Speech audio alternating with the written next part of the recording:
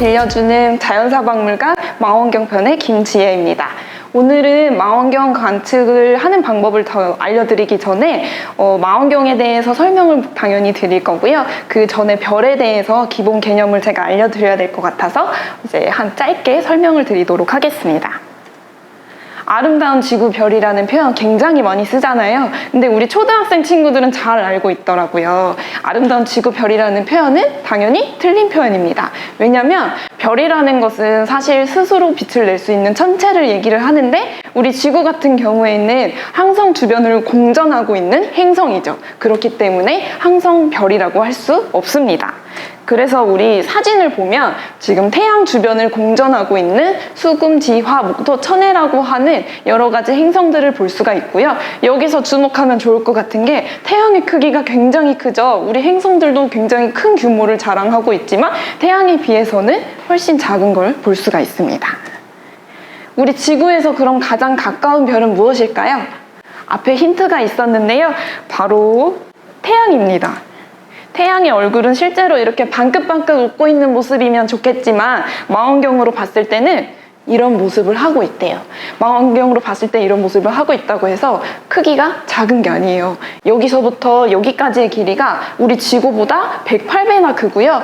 이만한 공에 지구공을 넣으면 130만 개가 들어간다고 합니다. 그러니까 얼마나 큰 크기의 태양인지 알 수가 있겠죠. 그리고 이 부분에 보면 까만 점이 있죠. 바로 흑점이라고 하는 부분인데요.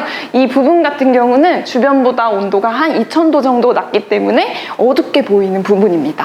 이 부분의 이름은 정확하게 흑점이라고 하는데요. 잘 기억해 주시면 나중에 천문대에 가서 관측을 하실 때도 잘 기억하시면 좋을 것 같아요.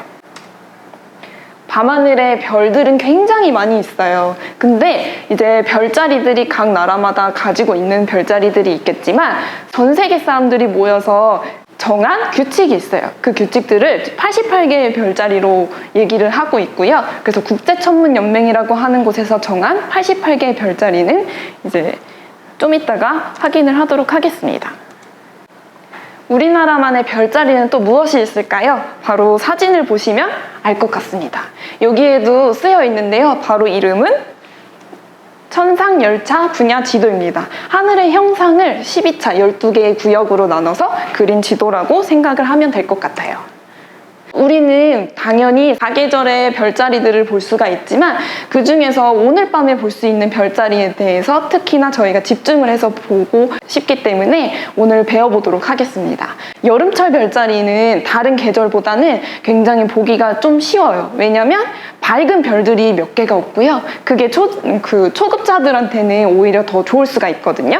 그래서 여기 보시면 은하수가 흐르고 있고요. 여기에 보면 밝은 별이 3개가 있죠. 그 중에서 이 밝은 별 중에 하나는 백조자리의 꼬리에 해당하는 대네브라고 하는 별입니다. 이 부분은 날개가 이렇게 펼쳐져 있고요. 주둥이가 이 부분에 있어요. 여기 부분에 밝은 별이 대네브입니다. 그리고 옆에는 검은고자리의 베가라고 하는 별이 있는데요. 우리나라에서는 직녀성으로 더 이름이 잘 알려져 있습니다. 그리고 직녀가 있으면 당연히 견우가 있어야겠죠. 밑에는 독수리 자리의 견우라고 하는 알테어라고도 하는 별이 있습니다. 그래서 이 밝은 별 3개를 이으면 삼각형이 되기 때문에 여름철 대삼각형이라고도 부르고요. 제가 이렇게 설명을 해도 아마 잘 감이 안 오실 거예요. 그림으로 한번 보여드리면 이런 모습을 하고 있습니다. 우리가 평소에 생각했던 검은고의 모습은 아니지만 서양의 검은고에 해당하는 모습이라고 생각을 하시면 될 것 같고요. 밑에 보면 독수리 그리고 백조자리의 모습이 이렇게 펼쳐져 있는 것을 볼 수가 있습니다.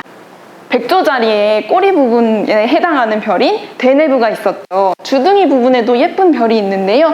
망원경으로 확대를 해서 봤을 때 이렇게 2개의 별이 보인대요. 우리가 눈으로 봤을 때는 하나의 별처럼 보이지만 크게 확대를 했을 때 쌍둥이별 혹은 쌍성이라고 하는 형태로 2개가 같이 있는 것처럼 보이는 게 있는데요. 망원경으로 봤을 때 재밌는 점은 2개의 색깔이 다른 거예요. 이거는 별의 온도가 서로 다르기 때문에 그렇게 보인다고 합니다. 밤하늘에 볼 수 있는 건 별만 있는 게 아니에요.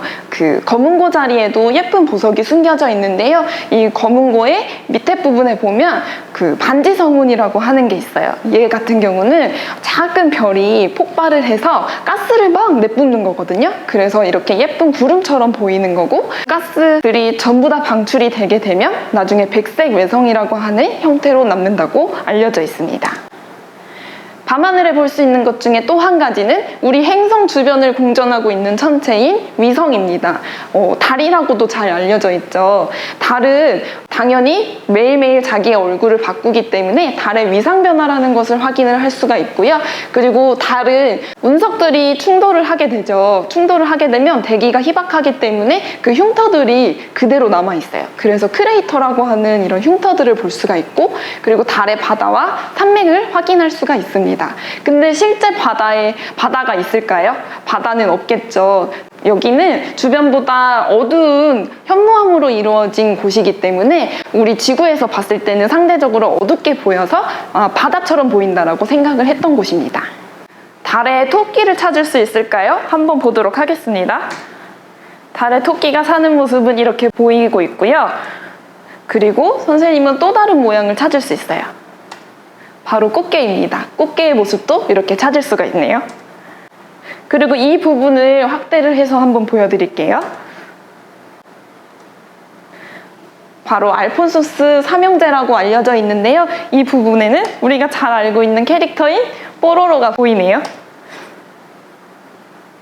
그 다음은 우리 이제 망원경에 대해서 짧게 배우고 실제로 어떻게 망원경을 조작을 할 수 있는지 배우도록 할 텐데요. 망원경은 무엇일까요? 망원경은 쉽게 생각을 하면 빛을 모으는 도구라고 생각을 하시면 돼요.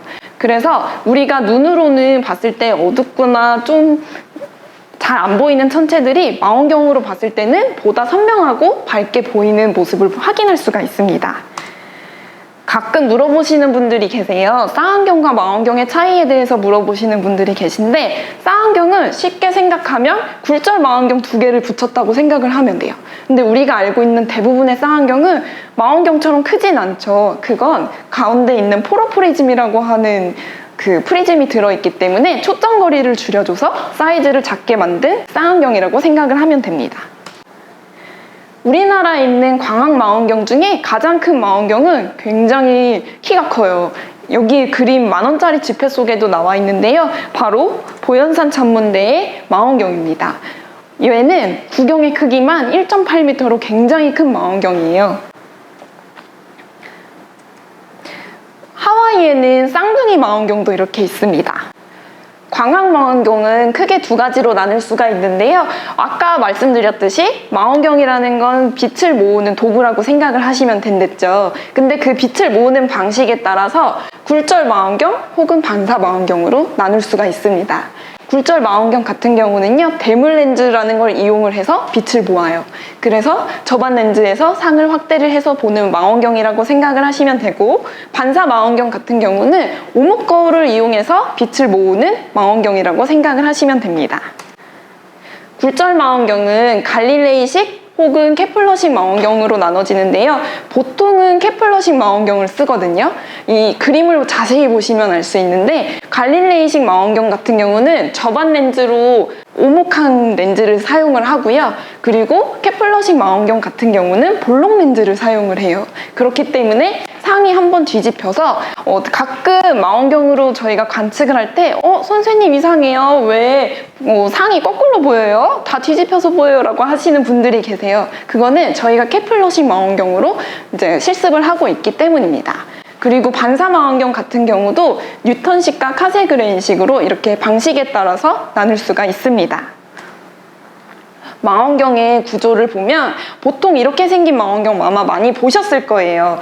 밑에 삼각대가 이렇게 있고요. 그 부분에 몸통에 해당하는 가대가 윗부분에 있습니다. 그리고 위에 보면 대물 렌즈와 저반 렌즈가 달려있는 경통이 있고요. 그 옆에 보면 작은 망원경이 하나 더 달려있는 모습을 보실 수가 있을 거예요. 파인더라고 하는 작은 망원경이 달려있는데, 얘는 망원경의 크기가 굉장히 크기 때문에 처음 관측하시는 분들은 특히나 좀 처음부터 찾기가 어려우시거든요. 그렇기 때문에 배율이 낮은 저배열 렌즈로 되어 있는 파인더가 옆에 달려 있어서 쉽게 별을 찾을 수 있도록 도와주는 보조 장치가 있습니다. 가대가 두 가지 종류로 되어 있어요. 바로 경희대식과 적도의식이라고 하는 두 가지 종류가 있는데, 가대가 경희대식이라는 거는 상하좌우로 움직일 수 있는 망원경이라고 생각을 하시면 되고요. 적도의식 같은 경우는 적경축을 딱 맞춰서 그 부분을 따라서 이제 움직일 수 있기 때문에 우리가 일반적으로 처음 실습을 할 때는 쓰진 않지만 천체 사진을 촬영을 한다든지 별의 흐름을 추적을 해야 할 때 쓰는 망원경이 적도의식 망원경입니다. 저희가 오늘 실습에 쓸 망원경은 경희대식 망원경이에요. 얘는 방위각과 고도에 따라서 움직일 수 있는, 그러니까 상하좌우로 쉽게 움직일 수 있는 망원경이기 때문에 초급자분들한테는 이 망원경이 더 적합하다고 생각하고 있습니다. 천체를 관측하기 좋은 조건이라고 하면 당연히 주변이 어둡고, 그리고 주변에 큰 건물이라든지 높은 산이 있으면은 당연히 안 좋겠죠. 시야가 가려지지 않는 최대한 그런 곳을 찾으면 좋을 것 같고요. 구름이 많거나 비가 오는 날은 당연히 피해 주셔야 돼요. 이런 날은 망원경을 들고 가도 볼 수가 없기 때문에 이런 것만 주의해 주시면 될 것 같습니다.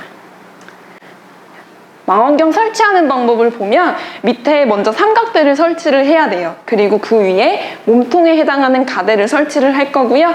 그 다음 경통이라고 하는 두 개의 렌즈가 달려있는 경통을 한번 달고 옆에는 파인더와 아이피스를 달면 끝입니다. 그리고 파인더 정렬이라고 하는 과정을 이제 맞춰야 되는데요.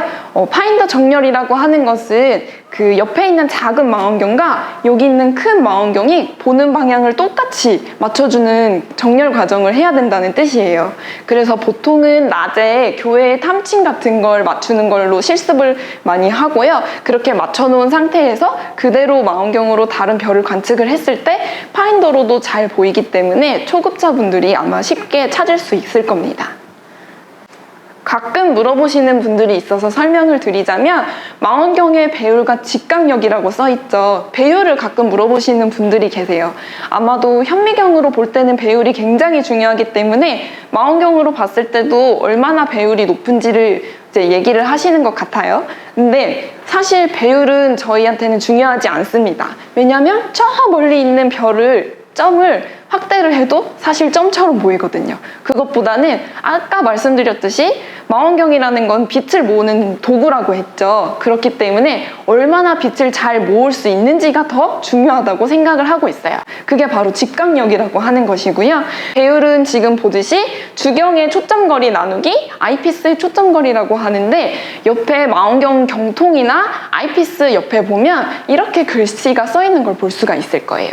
그 중에서 D라고 써 있는 건 구경의 크기를 말하는 거고요.